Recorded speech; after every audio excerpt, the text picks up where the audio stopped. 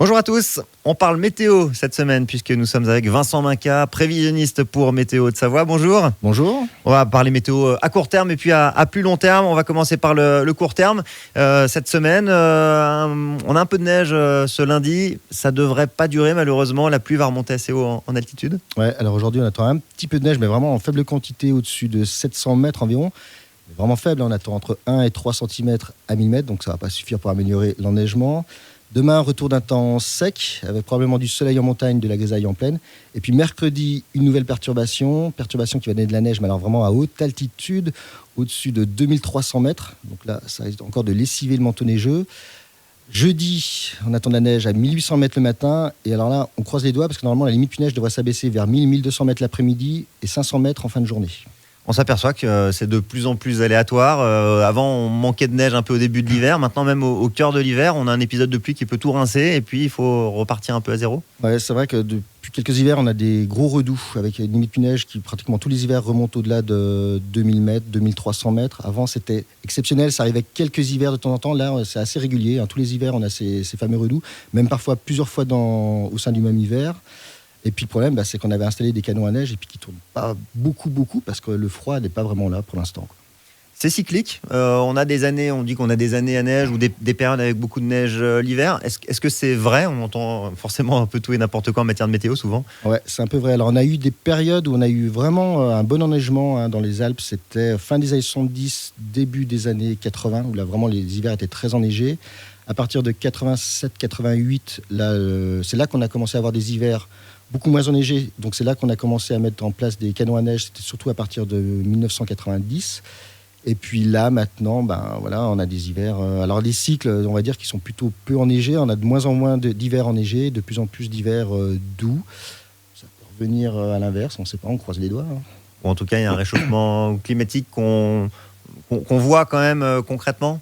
Ouais, effectivement, c'est surtout du côté de la limite pluie-neige, où elle a tendance à remonter. Souvent, la limite pluie-neige qu'on avait dans les années 80 autour de 1000 mètres, elle a plutôt tendance à se situer vers 1200-1300 mètres. On est monté de 200-300 mètres environ en 20 ans en limite pluie-neige. Et puis cette année, je voulais noter aussi qu'on avait le phénomène El Niño. El Niño qui a tendance à radoucir l'ensemble du climat du globe pour cette année. Ouais, avec des années qui sont de plus en plus chaudes. Les records de froid sont assez peu nombreux. Les records de chaleur se multiplient un peu partout dans le monde. C'est le cas aussi dans la région. Ouais, on a donc là depuis quelques années, on a quand même souvent l'été des épisodes de canicule. Avant, c'était pas tous les étés, ça arrivait une fois dans l'été. Là maintenant, c'est plusieurs épisodes de canicule dans un même été, dans une même année. Des canicules qui se produisent plus tôt en saison et qui se terminent plus tard en saison, donc qui durent plus longtemps. Et puis des hivers plus doux. Alors après, au niveau des précipitations, ça dépend. On a eu des hivers assez secs les années précédentes. Cette année, au contraire, c'est très humide. On a battu des records de pluviométrie entre octobre et décembre. Voilà. Avec des épisodes aussi assez localisés. Si on regarde la semaine dernière, mardi dernier, on a eu pas mal de neige en plaine, par exemple à Annecy, sur le secteur du Genevois, là où à Cluses, dans l'après-midi, on n'avait pas un flocon. Ouais, exactement. En fait, ça s'expliquait parce qu'on avait une perturbation, donc un front neigeux qui circulait du sud vers le nord. Donc un front neigeux qui a circulé surtout entre l'axe Chambéry-Lausanne. Donc c'est surtout entre Chambéry, Annecy, Genève, Lausanne qu'on a eu de la neige.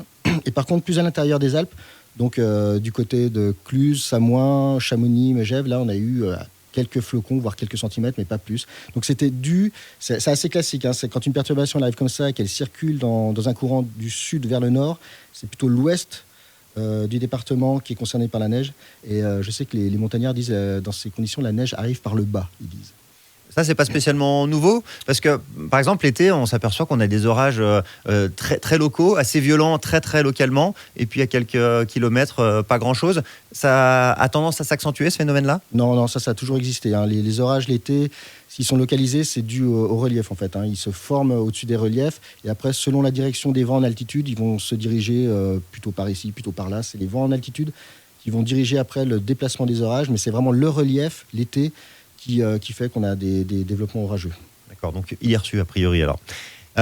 On a parlé de la météo à court terme, on va s'engager un petit peu sur l'hiver. Les prévisions, alors ce ne sont pas vraiment des prévisions, ce sont plutôt des modèles. À plus long terme, là, pour cet hiver 2024, qu'est-ce que disent les météorologistes ? Alors, on appelle ça des tendances, en fait. Alors, pour l'instant, alors cette semaine, donc, des perturbations un temps plutôt doux. La semaine prochaine, on devrait à nouveau avoir des perturbations, limite plus neige, pour l'instant qui est prévu entre 1000 et 1500 mètres, on ne sait pas encore exactement. La fin du mois de janvier devrait être encore assez perturbée, mais douce. On n'attend pas de coups de froid. Et puis pour février, un temps, on va dire, plutôt dans la normale, donc avec des précipitations plutôt dans les moyennes saisonnières, des températures qui se situent dans la normale, mais on n'attend pas non plus de coups de froid durables avec des températures très très froides. Et pour l'hiver 2026 ? Non, je plaisante évidemment. Non, mais je peux vous dire. C'est vrai ? Non, je plaisante, mais c'est intéressant. Comment est-ce que vous travaillez ? Ce sont des modèles météo, c'est-à-dire qu'on prend des moyennes de météo sur plusieurs années, puis à partir de là, vous analysez en fonction aussi de la géographie. Pour les tendances saisonnières ? Oui, ou même pour le travail du quotidien. Pour le travail du quotidien, en fait, c'est des modèles météo, donc c'est des supercalculateurs. C'est les plus gros ordinateurs qui existent au monde. Ça représente, c'est des bâtiments. C'est vraiment impressionnant. Ça fait des milliards de calculs à la seconde. Et c'est ce qu'on appelle des modèles météo. Et donc ces modèles, ils simulent le temps qu'il va faire. Et nous, on prend les sorties de ces modèles, on en prend plusieurs, et on fait notre petite cuisine avec ça. S'ils partent tous sur la même prévision du temps, on dit que la fiabilité est bonne. Par contre, ils partent sur un temps complètement différent. On dit, on devrait aller vers ce temps-là, mais la fiabilité n'est pas bonne, c'est encore à confirmer. Donc ça, c'est pour les prévisions à quelques jours.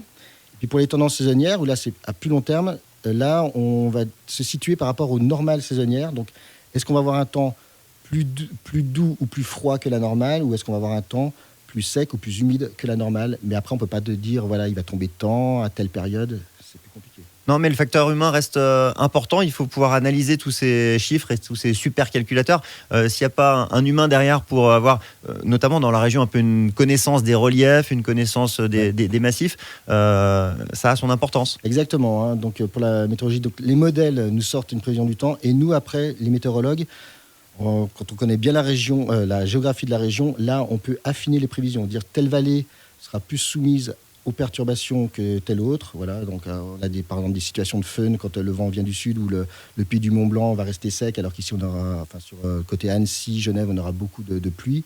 Voilà. Donc là, les modèles ils peuvent le voir, mais ils vont pas être aussi fins que le météorologue. Météo Haute-Savoie sur Internet, sur Facebook, et c'est décliné. Ça existe pour la météo Savoie, pour la météo de l'Ain, pour la météo à Genève, pour retrouver des prévisions locales faites en local. Merci beaucoup. Merci à vous. Et bonne semaine à tous.